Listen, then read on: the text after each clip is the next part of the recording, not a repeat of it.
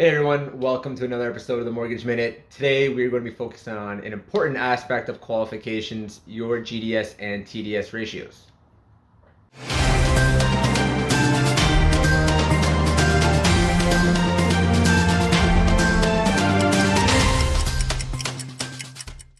One of the most important underwriting parameters that lenders use when qualifying for a mortgage is the amount of debt that you carry on a monthly basis.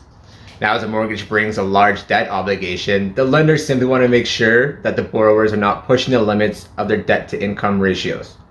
Now, there's some debt ratios that we take a look at for our borrowers when we're qualifying them. There are gross debt service ratios, which is your GDS, and the total debt servicing ratios, your TDS ratio. Now, your GDS ratio is the percentage of your gross income, so before deductions such as income tax, required to cover your home-related costs such as your mortgage payment, your property tax, heating costs, and 50% of your condo fees if you do have them.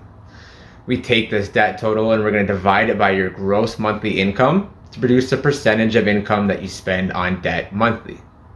Now, your GDS ratio is the percentage of your gross income required to cover your home cost.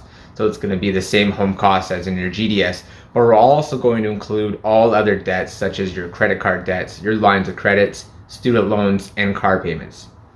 Again, we're going to take all of your monthly debt obligations and we're going to divide it by your gross monthly income to produce a ratio of income expenditure on debt.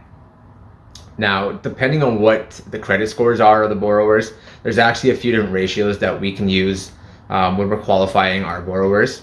So AAA lenders will use 35 and 42, GDS and TDS respectively, for borrowers who have a credit score between 650 and 680. While borrowers with credit scores of 680 and above can actually use a more relaxed ratio of 39-44.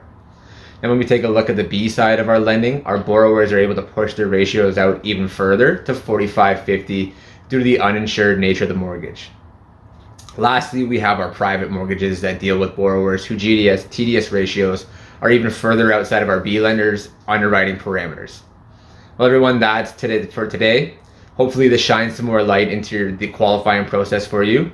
As usual, if you guys have any more questions, feel free to drop them in the comments below. Cheers.